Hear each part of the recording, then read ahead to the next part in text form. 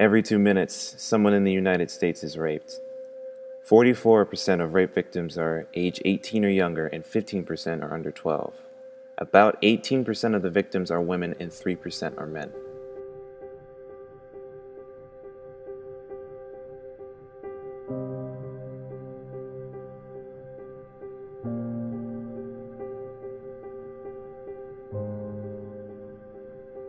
When I was 12 years old, I was raped. I was about 10. So I was only 14 at the I time. was sexually abused at the age of 4. I think I was going on 5. It was the moment that I felt my leg being grabbed under the table that I thought, holy moly, this is real. I said something because it just was not okay. There's death threats I got, so I got people like tweeting at me at Twitter saying like, I will cut your throat. I hate to say this, that it's the norm, and I hope that we can change that. I had this little boyfriend because, I was 12, and at that time, I was waiting for him to come home, and his brother invited me in, and kind of all went downhill from there.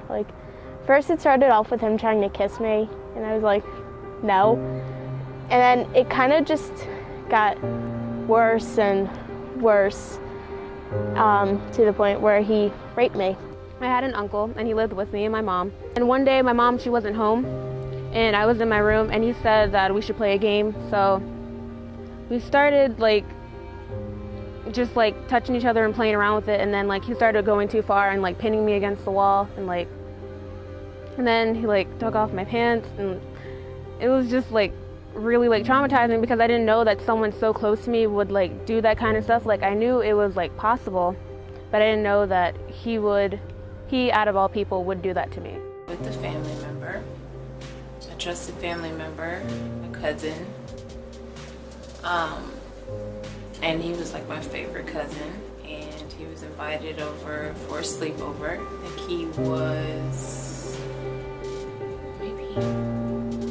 he was 13.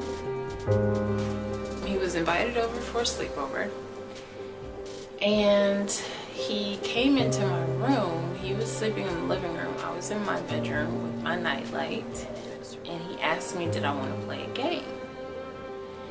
And I said, sure, I want to play a game. I'm 5 years old. And he then told me that we were gonna play this game, and I had to put my head under the covers, and he pulled out his penis and he told me that I was supposed to suck it like a lollipop or like a popsicle. And I remember putting it in my mouth, and I remember thinking, this is gross, and feeling weird. He was 16, I was 12, and kind of scarred me for life. I have actually been diagnosed with post-traumatic stress disorder, so I deal with it constantly. I get flashbacks constantly. Even today in theater, we're doing a scene from Othello, and there's this part where he leans over me to suffocate me, which he's not really suffocating me. And I jumped up. I couldn't do it, because just having someone hanging over me was it put me back in that spot. And I can't even have people touch me on the shoulder because I freak out. I don't like being touched. I don't want to say anymore because I never really liked being touched, but more so now than before.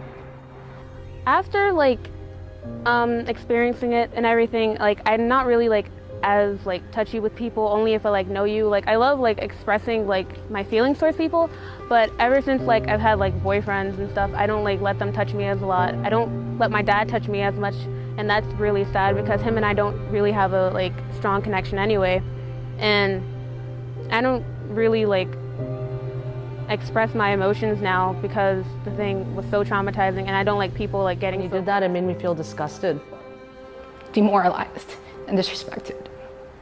Completely shaken up, I didn't have any worth as a woman in business. All of my accomplishments, that I already raised $5 million in venture funding, none of that mattered. I I can't believe it after all these years it still hurts, you know.